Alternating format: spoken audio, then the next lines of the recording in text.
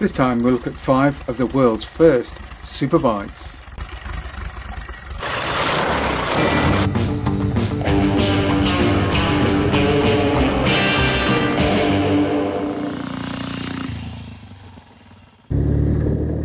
It's one of those great motorcycling debates, isn't it? What was the first superbike? Was it the CB750 or the earlier Norton Commando or the Tridents or BSA Rocket 3s? For some people it's the Z900 or nothing, but some say that the superbike is much older than that.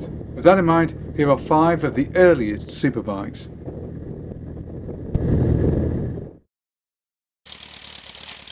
The Henderson 4.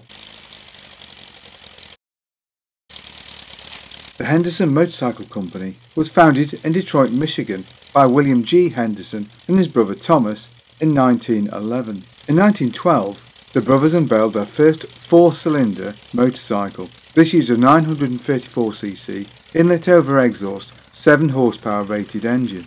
The machine was continuously developed for a number of series, and by 1914 the Series C had its 2-speed gearbox incorporated into the rear hub. The Model F of 1916 employed cam gear drive and was the first Henderson available with a kickstart, and a year later the Model G arrived with improved lubrication and at last a proper 3-speed gearbox.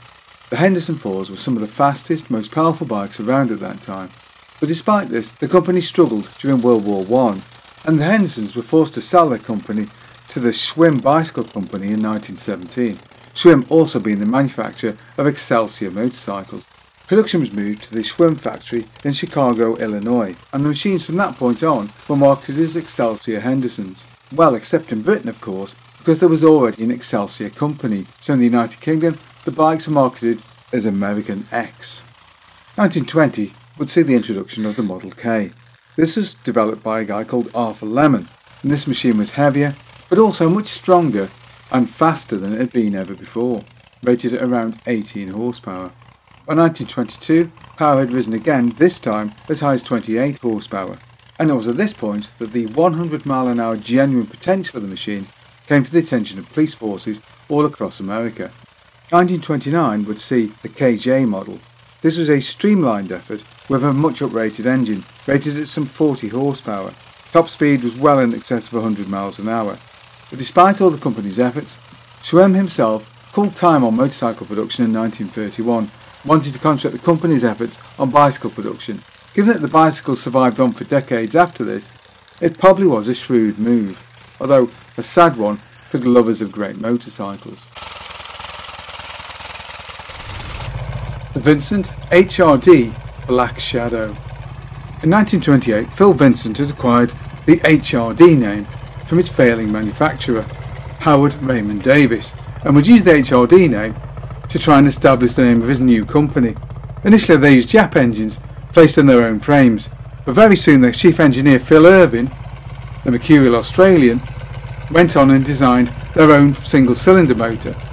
The legendary story goes that Phil Irving, whilst working in his office in the late 30s, had the blueprints of 2 of his Meteor engines laid over each other, and quickly realised that it could be the basis for a narrow-angle V-twin. The first 1000cc V-twin, the Series 1, was massively powerful, in fact too powerful for its gearbox components, and was, it must be said, something of a compromised design, with oil pipes just all over the place. However, the Series A did show the massive potential of the V-twin engine, and later series, which appeared after World War II, were much more refined. The Series A had produced 45 horsepower and was capable of around 110 miles an hour. The Series B, however, was much changed. The angle of the V was opened out now to a full 50 degrees. And despite running on pool petrol, which was very low octane, the machine was capable of over 100 miles an hour quite comfortably. The whole thing was placed in an all-new purpose-built chassis, which incorporated Irving's own design of front fork and a rear suspension setup, which would be very familiar to anybody who's owned a 1980s Yamaha RD. The final Black Shadow variants were capable of 125 miles an hour from their 54 horsepower engine, and is regarded by many as the first real superbike, with tuned versions of the engine kicking out around 70 horsepower at the back wheel. The problem was that Vincent was expensive to produce, and in the period of great austerity that followed World War II, Vincent was simply not able to sell enough machines to keep the company going. In 1954, Vincent introduced the Series D, This had an all-enclosed bodywork, a truly pioneering design, but it was an absolute sales flop, and its development costs and the lack of sales would bring the company's history to an end.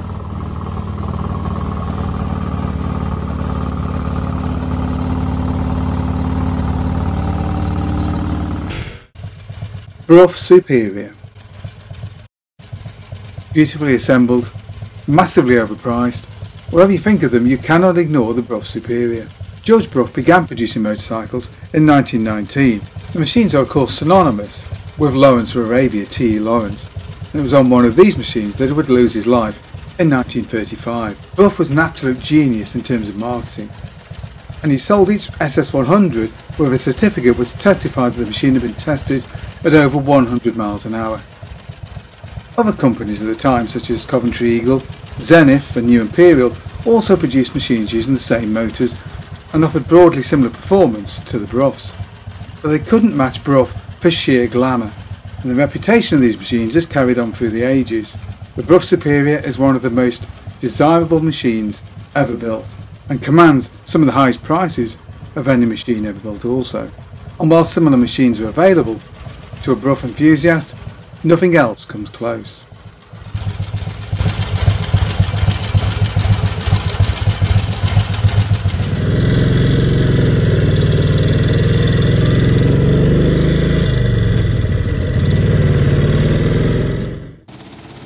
The Crocker VTwin. The Crocker company had originally started by producing single-cylinder racing engines, but from 1932 they introduced a powerful V-twin overhead valve engine. Crocker ran two valve heads with hemispherical combustion chambers. The initial engine was a 61 cubic inch or 1 litre engine.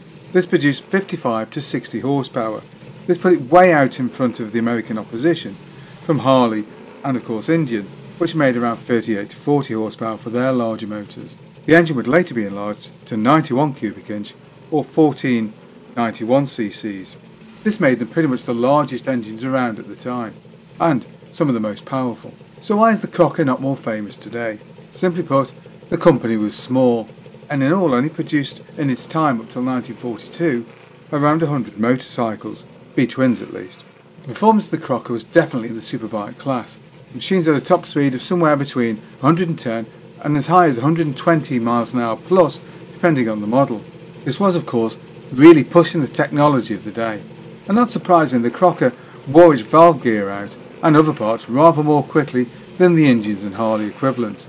But by the standards of the day, you have to say that the Crocker was an incredibly fast motorcycle and was at the time the fastest motorcycle in the world.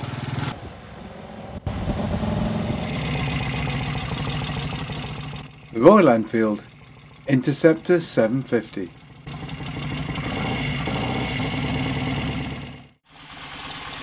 I've absolutely no doubt that a few people will find my inclusion of the Royal Enfield Interceptor something of a surprise. But give me a few minutes and I'll try and make a case for this bike as one of the very first superbikes, predating even Norton's fantastic Commando.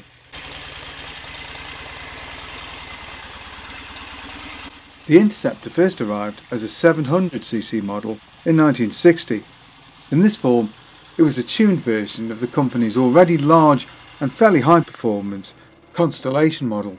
The new bike featured twin carburetors and was really intended as an export machine for the US market, where bigger and more powerful bikes were very much craved. 1962 was the introduction of the first Series 1, the true mass-produced version of the Interceptor. Here the engine had been stretched out to 736cc.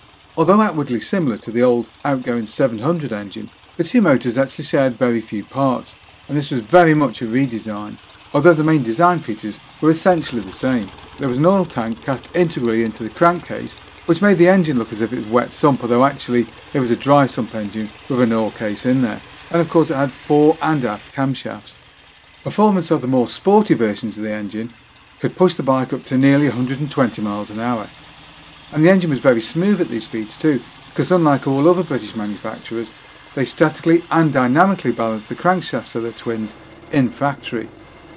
The final model, the Interceptor 2, was a considerable redevelopment of the earlier bike, and included a true wet sump. Engine power is variously quoted at 52 or more often 56 horsepower. This may not seem like a great deal, but in fact it's measured at the back wheel as in all British motorcycles. The Honda CB750, although quotes 67 horsepower, actually only makes around 56 at the back wheel also, and is much heavier. But by this point, Royal Enfield had been taken over by Manganese Bronze Holdings. They'd shut down the main Redditch plant and were producing the Interceptor 2 in tiny numbers. Interceptor 2 production would be brought to an end in 1970. A very sad end for what was regarded by some journalists at least as one of the finest parallel twins that the British industry ever produced. But the Interceptor's mighty engine would see light in other machines. Climbers' Indian prototypes would be fitted with the engines, as would the Rickman Interceptor, a final hurrah for the engines that were left at the factory.